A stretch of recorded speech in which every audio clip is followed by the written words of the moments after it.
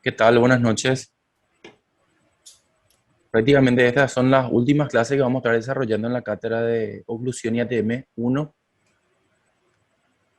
Como dice ese escrito o esa máxima, así como en la escuela, ¿verdad? Nosotros tenemos que aprender prácticamente para la vida, no solamente para los exámenes, y van a darse cuenta que todo el tiempo es oclusión.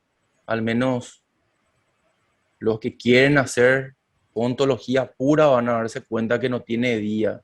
No es lunes, martes, miércoles, jueves. Todos los días van a enfrentarse el que hace endodoncia, el que hace ortodoncia, el que hace implante.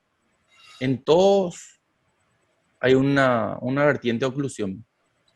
En clínica siempre me dicen qué especialidad hay que tener como para hablar de oclusión. Y la verdad que el odontólogo sí o sí, de por sí, tiene que saber de oclusión. Y si ustedes buscan de repente en Google o alguna otra plataforma, van a darse cuenta que si ustedes colocan la palabra oclusión sola, van a darse cuenta que básicamente no es oclusión sola, sino de repente, si nos vamos para la vertiente médica, viene a ser la parte de oclusión esofágica, eh, eclusión, si van a la parte de repente fonoaudiológica, van a ser la parte oclusiva de las consonantes, pero si nos vamos a la parte nuestra, que es la parte odontológica, van a darse cuenta que es oclusión dental, sí o sí ya le va a direccionar hacia lo que nosotros hoy vamos a hablar, y básicamente también y articulación temporomandibular. O sea, no podemos hablar solamente de piezas dentarias sin hablar de articulación temporomandibular, ¿verdad? Vamos a hilvanar todo esto que estamos aprendiendo y aprendimos en todo el transcurso de este año, parte del 2020 y parte de este 2021, ¿verdad? Y van a darse cuenta y van a llevar a ciertas conjeturas todo lo que pudimos ir aprendiendo y van a entender realmente por qué hicimos o por qué quisimos llevar de esta forma. Ya a quitar esto aquí.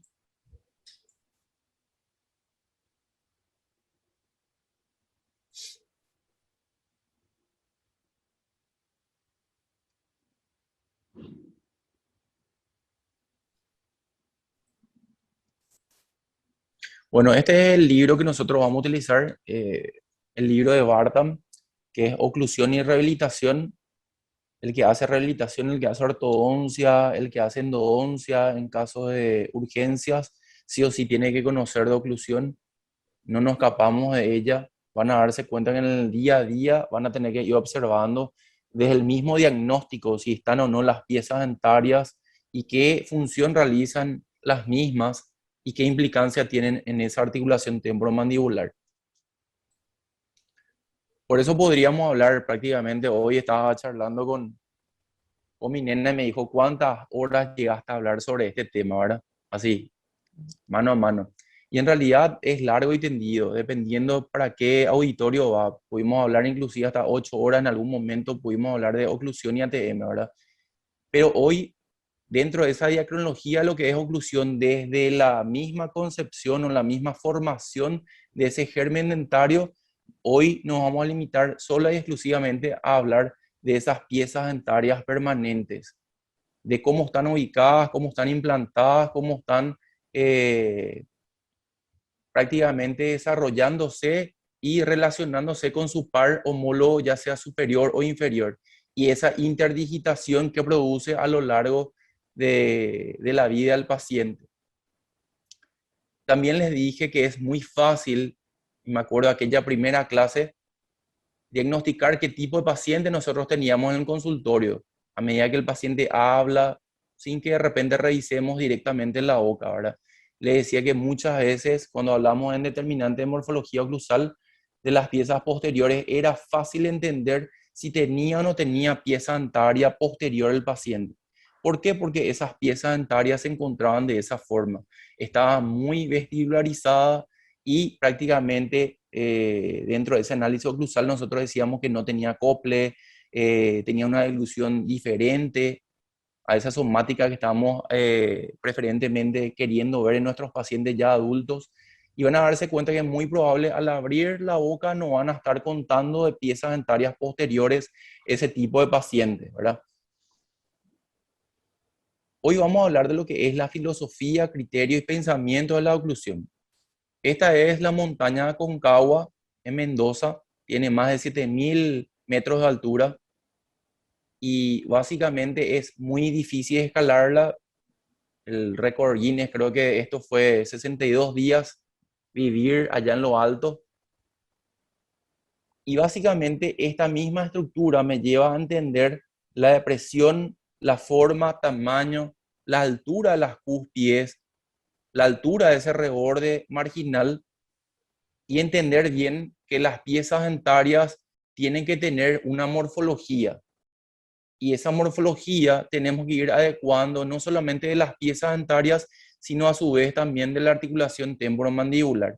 Y vieron ustedes, no solamente en el examen, sino pudieron ir haciendo ese análisis también en la clínica con ese análisis oclusal de cómo está esa trayectoria condilia con relación a esa guía condilar, esa guía incisiva y también cómo recae en las piezas dentarias posteriores.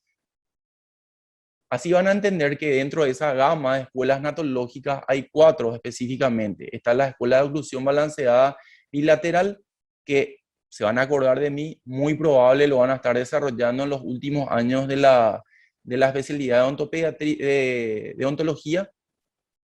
También está la escuela natológica, oclusión mutuamente protegida o oclusión orgánica, que es la que nosotros pregonamos dentro de la cátedra. La escuela de libertad encéntrica o céntrica larga también, ¿verdad? La escuela escandinava que pregona la función de grupo. Se preguntarán cuándo y cómo es una oclusión normal o ideal, cuáles son los parámetros que yo tengo como para poder entender si el paciente está ocluyendo bien dentariamente, ¿verdad? Si están pisando bien esas piezas dentarias, si están relacionándose bien, tanto en estática como en dinámica, si cumplen la función y si no cumplen esa función fisiológica y me lleva a una patológica, ¿por qué está ocurriendo eso? ¿Verdad? Si realmente el paciente tiene acopla anterior, no tiene acopla anterior, ¿para qué sirve la acopla anterior? Si tiene una mordida cruzada, una mordida abierta a nivel anterior, posterior, ¿qué implicancias va a tener no solamente en esa morfología de las piezas dentarias, sino también en la morfología de la articulación temporomandibular? ¿Será que tenemos que rediseñar una nueva oclusión en el paciente? ¿Que tenemos que devolverle a ese paciente lo perdido? Entonces, ya habíamos hablado de por qué es tan importante las piezas dentarias anteriores y qué tan importantes son las piezas dentarias posteriores.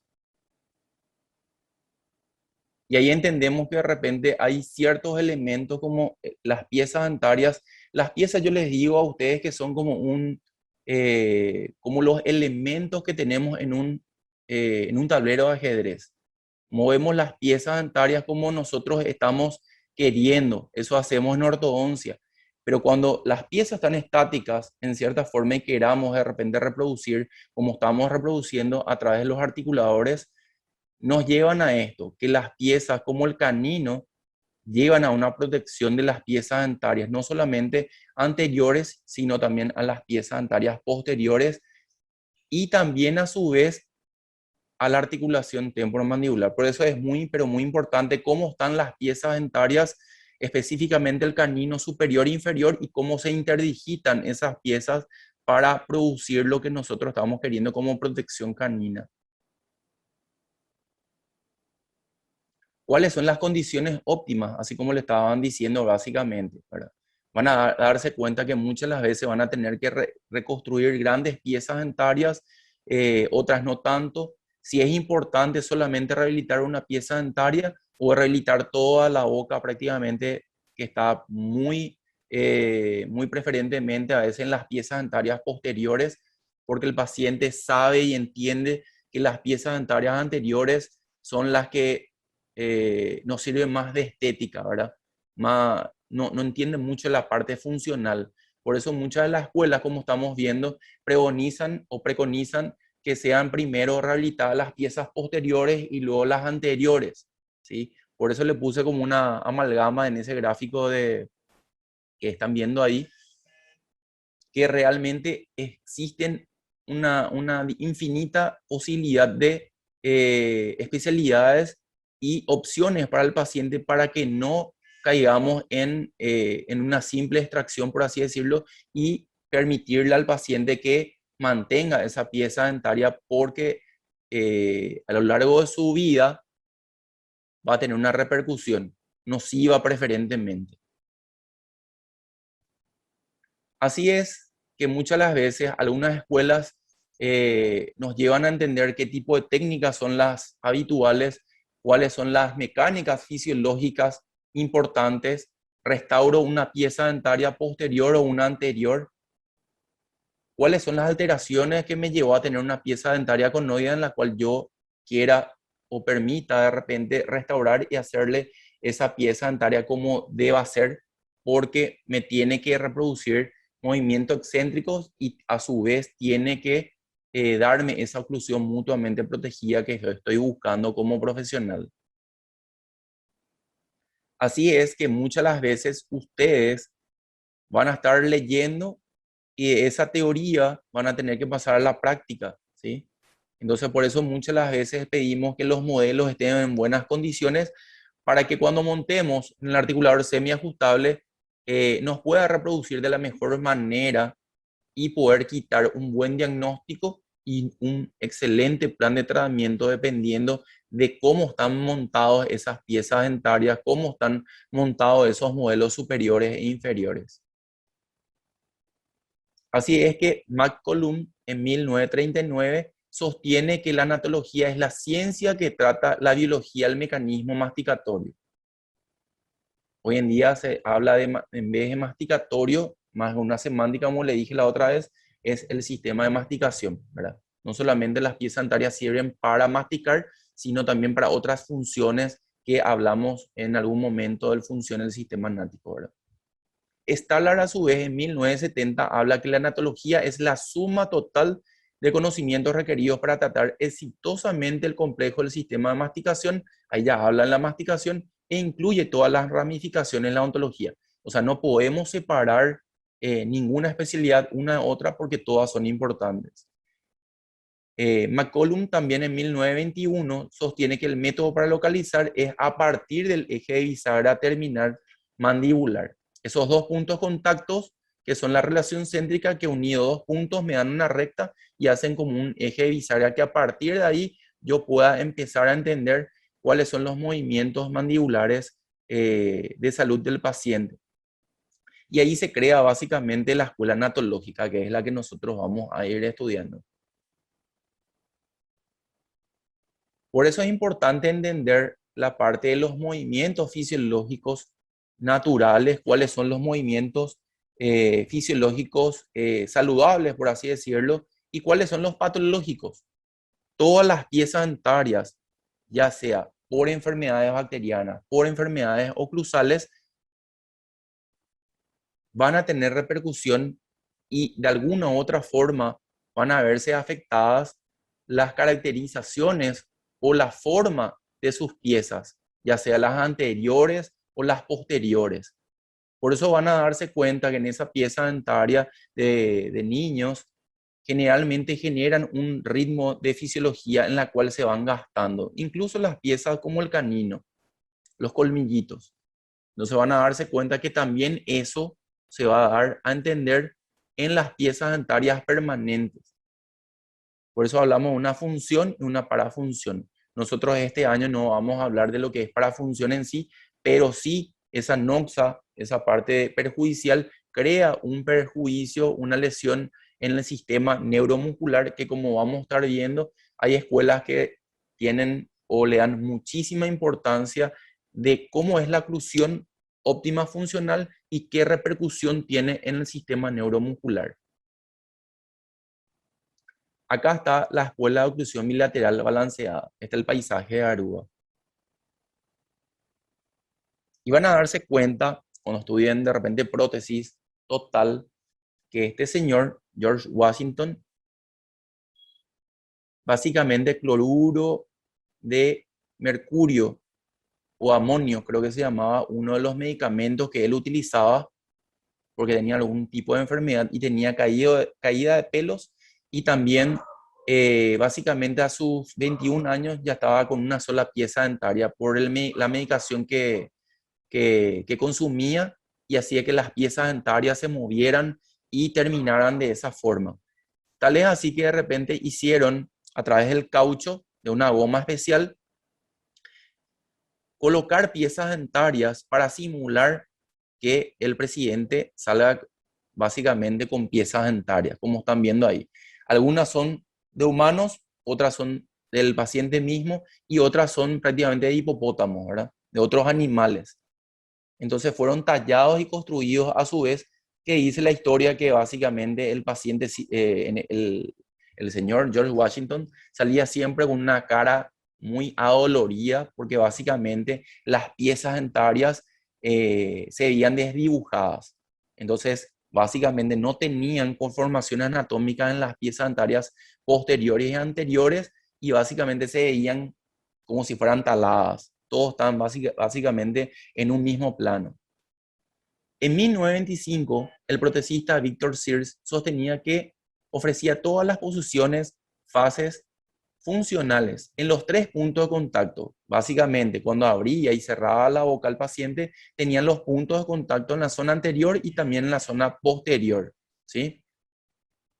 Este tipo de oclusión era necesaria para distribuir las fuerzas y por sobre todo, como van a ver más adelante, le daba estabilidad a esa prótesis. Prótesis total en 1939, McCollum, Stewart y Stallard. En esta época era natural que tanto protecistas como periodoncistas pensaran que era conveniente que la oclusión sea bilateralmente balanceada para una mejor distribución de las fuerzas oclusales sobre mayor área de soporte. En este caso posible, ¿verdad? Y las similitudes entre las escuelas serían, el punto de partida sería el registro exacto del eje común de bisagra, el plano oclusal paralelo al plano del eje orbital, como están viendo ahí, y ya estudiamos a su vez que el eje terminal de bisagra tenía ese paralelismo con el eje bipupilar y también con el plano oclusal. Y a su vez también el uso de pantógrafos y también articulador ajustable. Las características. En la oclusión máxima dentaria coincidía con la relación céntrica, o sea, había oclusión céntrica. Punta de cúspide inferior coincide con el reborde marginal de las piezas dentarias opuestas. Los contactos oclusales eran simultáneos, o sea, básicamente piezas dentarias anteriores y posteriores estaban contactando al unísono. En el mismo momento contactaban las piezas dentarias posteriores y también las anteriores, hacían como un triángulo y daba una fase funcional. ¿Qué producía esto? Vamos a ver más adelante. En lateralidad producía cúspide con cúspide contacto simultáneo en ambos lados, tanto de trabajo como lado de balance o no trabajo. En protrusiva, contactos simultáneos en todas las piezas dentarias, anteriores y posteriores. Hasta lo obvio tienen que ir teniendo en cuenta y tienen que escribir a su vez en los exámenes. Por eso es importante que ustedes hagan como un cuento, como un petit relatorio, como estamos haciendo. O sea, los dientes anteriores deben ser reconstruidos siempre después de los posteriores. Primero los posteriores y después los anteriores.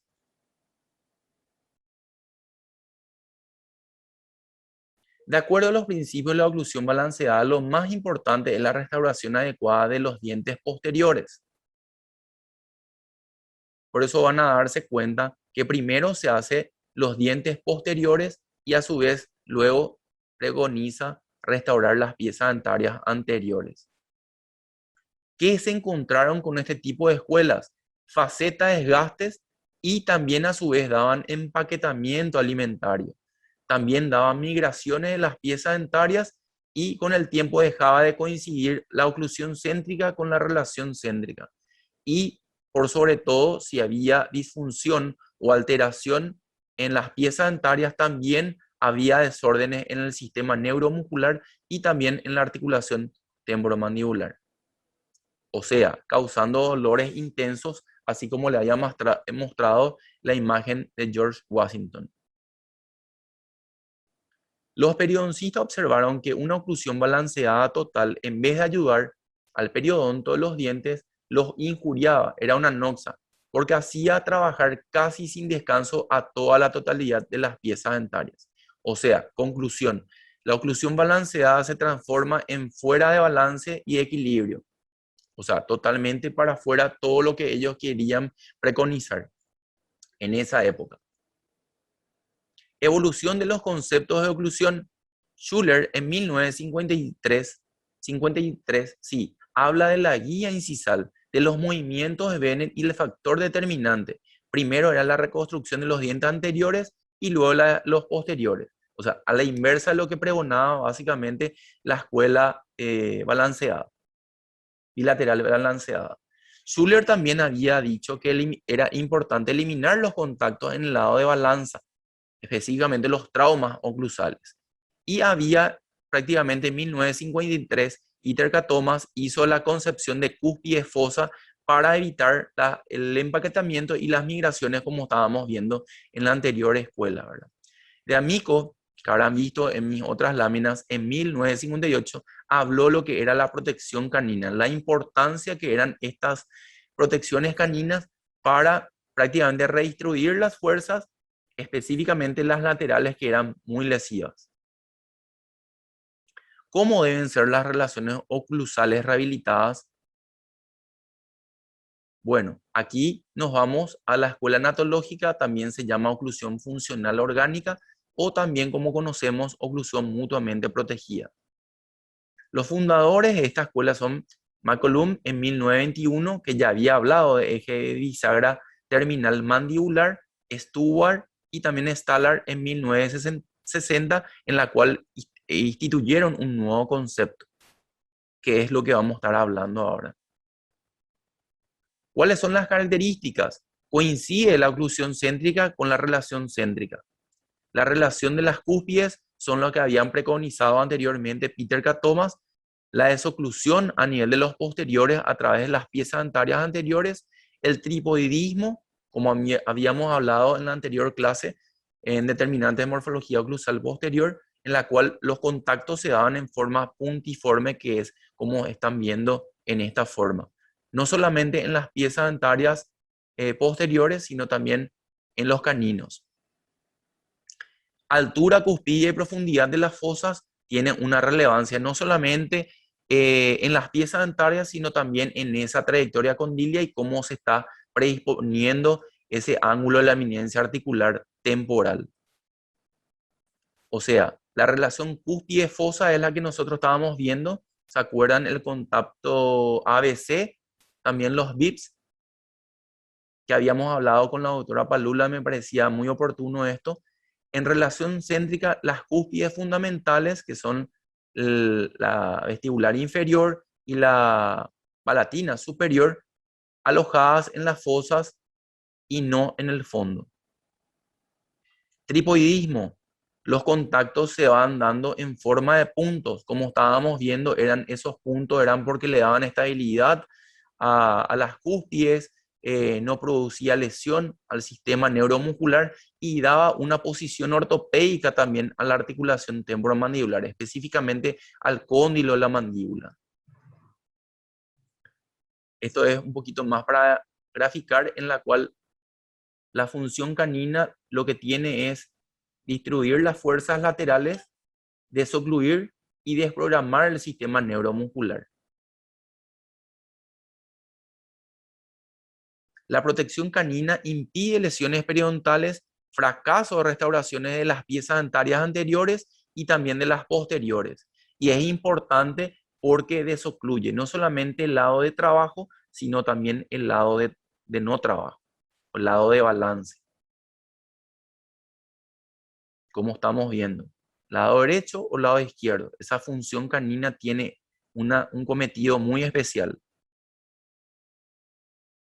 La fase protrusiva, también habíamos hablado cuando mencionamos determinantes en la morfología oclusal de las piezas posteriores y anteriores.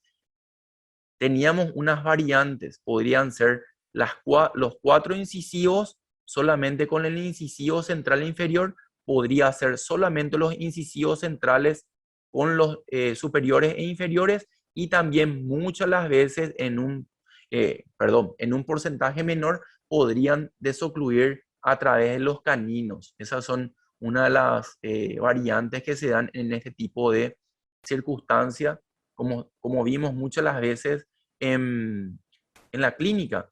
También suele ocurrir esto cuando hay agenesia en las piezas dentarias, como observamos este año con una de las alumnas. eh, no tenía las piezas dentarias laterales y básicamente producía ese desenganche de las piezas en excéntrica, llevando la mandíbula en protrusiva a través de los caninos. Cuando llegamos, esto es también en Aruba, el árbol Divi, hablando un poco de la escuela Libertad Encéntrica o Céntrica Larga, tenemos lo siguiente. En 1960 se instituyó este nuevo concepto, una nueva técnica de trabajo de rehabilitación oclusal en la cual estaban basadas 4 ideas aparentemente sin conexión. Se hablaba de la teoría esférica de oclusión, la filosofía del registro de la trayectoria funcionalmente generada, hablada por Meyer en 1932, la guía incisal ya por Schuyler, el concepto de céntrica larga que hablaba de área entre relación céntrica y oclusión máxima, que era 1 milímetro, en la cual no coincidía la relación céntrica con la oclusión máxima. Por eso estamos viendo que esto es básicamente como la esfera, la teoría esférica de la oclusión, en la cual básicamente nos describe que en un plano sagital da la curva de Spee en este plano, y en un plano frontal vemos la curva de Wilson, y ambas nos producen como un rollo o una esfera, dependiendo de qué ángulo nos estemos mirando. Esto considera a todas las curvas oclusales como segmento de una esfera de un radio entre 7.5 a 12.5 centímetros en la esfera, que pasaría simultáneamente por ambos cóndilos.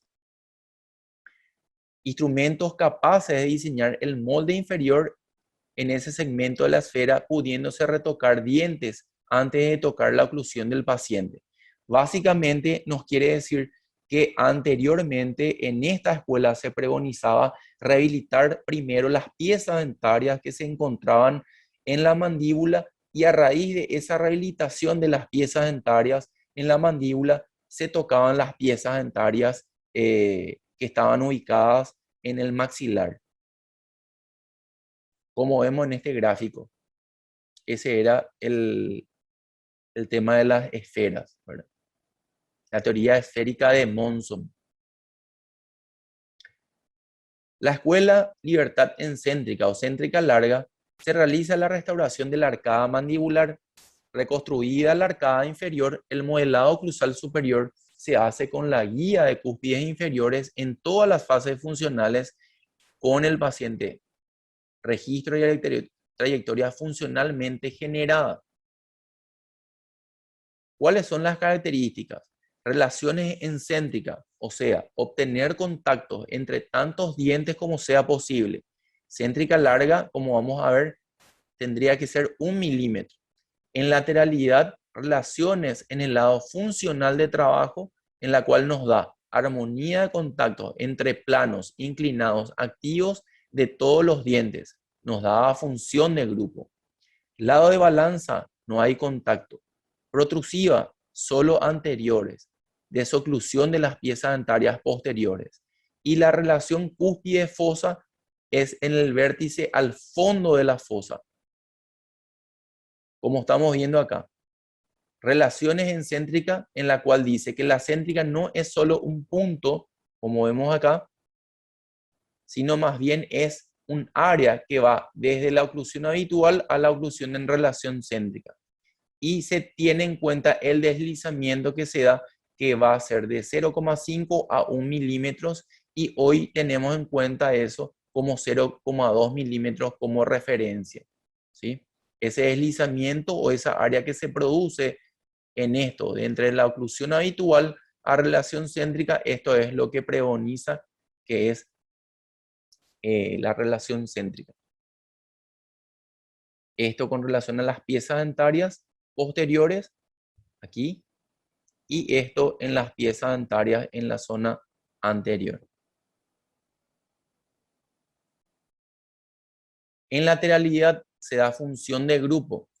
Lado de balance no contacta. Van a darse cuenta que esta función de grupo tiene que ver que cuando yo hago esta función canina, me acompaña o los primeros premolares o los segundos premolares, o también pueden ser hasta las cúspide mesiovestibular del primer molar superior. Doctor, le llamamos también, perdón, le llamamos también función de grupo posterior, donde a partir del canino contactan también otros dientes posteriores, así como dijo el doctor, hasta la cúspide mesiovestibular del primer molar superior. Sí, súper. En protrusiva, solo anteriores desocluyen los posteriores. Acá se da relacionamiento de cúspide fosa, en la cual el vértice va al fondo de la fosa.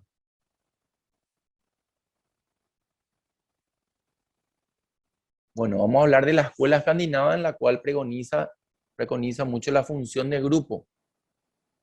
El diagnóstico y el plan de tratamiento de oclusión dentaria está alterada y basada en conocimientos integrales de funciones del sistema, interacción entre oclusión, articulación temporomandibular, las estructuras de soporte del sistema neuromuscular, y van a darse cuenta que la oclusión no está aislada.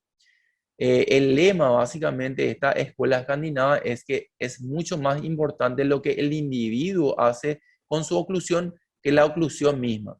O sea, cada paciente es un ente, es aparte, hay que tomarle como un ente. Cada paciente tiene su característica.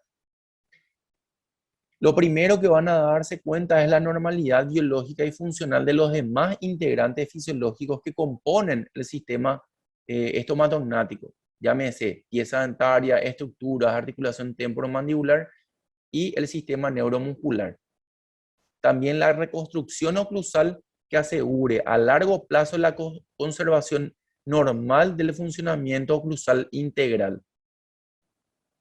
O sea, las características que tenemos que tener en cuenta son estas: obtener la oclusión óptima funcional, entender que esa oclusión no afecte neurofisiológicamente al sistema neuromuscular, también que todos los instrumentos o las técnicas sean específicas y nos puedan dar básicamente una oclusión óptima. Una oclusión que no tenga injuria o noxa básicamente hacia la biología o la conservación de las estructuras dentarias naturalmente. Las características: las prótesis fijas posteriores, primero que las anteriores o simultáneamente. Crear céntrica larga en todos los casos. Estabilidad: tenemos acá el tripoidismo, que es muy difícil, y lograr contactos bilaterales simultáneos de cúspide fundamentales contra la plataforma de fondo de fosa en el área excéntrica. La función de grupo, que es la parte de lateralidad, caninos, premolares, y la desoclusión canina, como estábamos viendo recién, ¿verdad? Y en protrusiva, todos los dientes anteriores desocluyen y dan posibilidad que esas piezas dentarias posteriores puedan estar con un espacio importante. La función bilateral armónica y los controles funcionales, primero en el articulador, luego en la boca, y observar básicamente las interferencias. Como estamos viendo acá, el tema de céntrica larga en todos los casos, como estábamos viendo, también repasando un poquito, ¿verdad? Oclusión habitual a oclusión relación céntrica. Esta área específicamente. Aquí. Sí, necesito un micrófono. Bueno, relación cúspide fundamental, plataforma fondo de fosa también. Eso preconiza esta escuela, la escandinava. Y también esto, la función de grupo que se da lateralidad, caninos premolares primeros, y estos pueden ir hasta 2 o 3 milímetros. Y la desoclusión canina, que tiene que separar la oclusión que están en las piezas dentarias posteriores. En protrusiva, función de grupo contacto de los 6 pares anteriores con desoclusión de las piezas dentarias posteriores. O sea, una rehabilitación oclusal puede ser tan importante y exitosa restaurando algunos pocos dientes como también totalmente para conformar una nueva oclusión. Haciendo un poco un resumen, lo que más van a ver en su vida profesional es esta, ¿verdad? La que nosotros hacemos cuando reparemos piezas en forma aisladas, una o dos piezas, de cómo es la oclusión dentaria, estas son las atenuantes, cómo son los contactos oclusales, cómo es el lado de trabajo, el lado de balance o de no trabajo, cómo se da la parte protrusiva.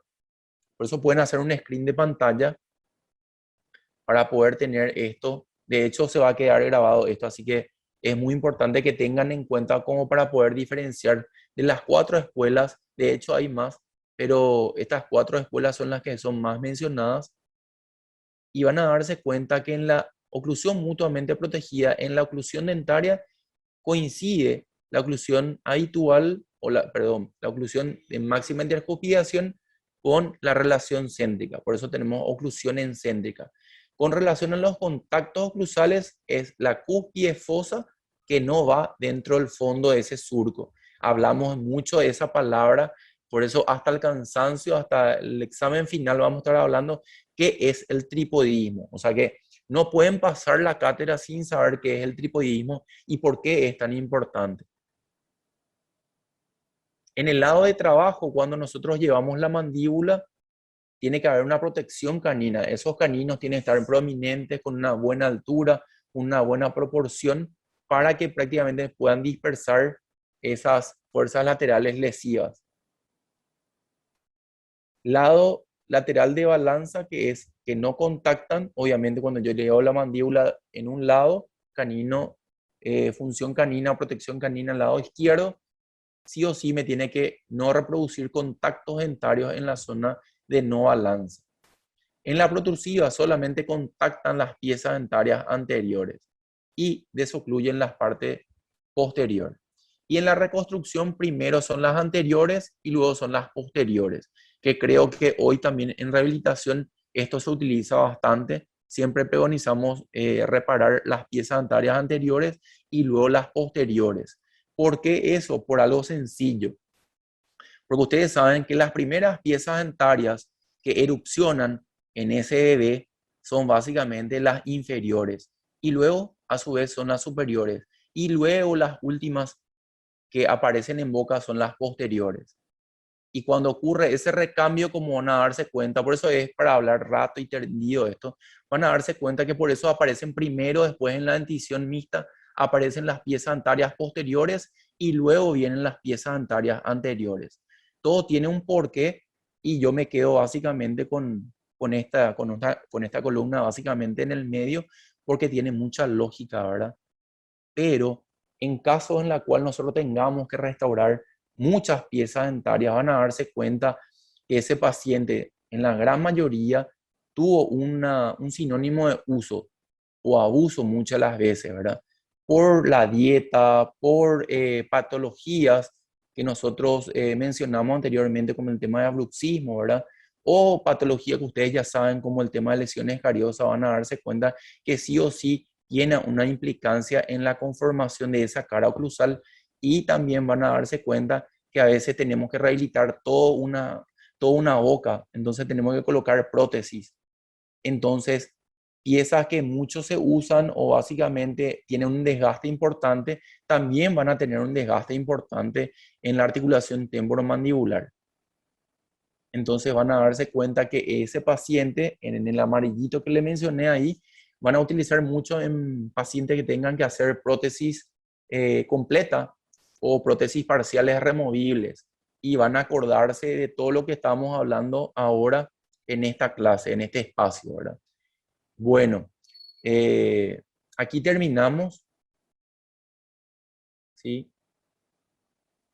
Acá es muy importante lo que yo le quería decir a ustedes, ¿verdad? capaz nosotros terminemos una etapa, no sé si nos vamos a ver otra vez en el último año, pero quiero que entiendan una cosa y creo que la doctora también va a comulgar mucho conmigo, es que van a tener dos personas que siempre van a tener la puerta abierta para ustedes, porque esto recién comienza, van a darse cuenta que a medida que abren libros, más preguntas se van a hacer y más cuestionamientos van a tener en la vida profesional. O sea que no, la vida es el día a día, en las urgencias, por dolor, rehabilitaciones. Entonces quiero que tengan en cuenta que sí o sí me van a tener a mí. Yo creo que la doctora también siempre responde al pedido o al llamado de repente de colegas. Entonces quiero que entiendan que nosotros no somos solamente docentes entre cuatro paredes. Hoy en día nos hacen ver en estas clases virtuales, sino también somos docentes eternos, así que si podemos ayudarle, claro que sí, vamos a pasarle una mano y vamos a pasarle toda la información que ustedes precisen en ese momento. Así que a las órdenes, gracias por ese tiempito de escucharme y también por la enseñanza de día a día. Cada grupo siempre me deja algo de enseñanza. Así que gracias, doctora, por la convocatoria y ojalá que sigamos creciendo todos juntos, ¿verdad? Como siempre digo, ¿verdad? Gracias, que tengan buenas noches. Perfecto, doctor. Voy a agregar algo. Sí, Excelente la clase. Ahora, ¿cómo van a estudiar? ¿Qué hacemos cómo vamos a estudiar escuelas de oclusión? Vamos a estudiar, ese cuadro que está al final es un resumen de todas las características de las escuelas, sí, ese cuadro. Entonces, hay dos libros. El libro de Echeverry que nos habla exclusivamente de la oclusión céntrica larga y de la oclusión mutuamente protegida, oclusión orgánica. Y el libro de Bartan que nos habla de de las cuatro escuelas. Entonces, por un lado tenemos que ver características de cada escuela, en qué son semejantes y en qué se diferencian. Y cuáles son los puntos que coinciden las cuatro escuelas. Entonces, de esa forma hagan sus cuadros. Este cuadro está muy interesante, el que hizo el doctor. Y es una forma de estudiar entonces para llegar a comprender escuelas de oclusión. Doc, Sí, te quiero añadir nomás una cosa. Siempre van a darse cuenta que oclusión no se estudia solamente teóricamente, o sea, memorísticamente.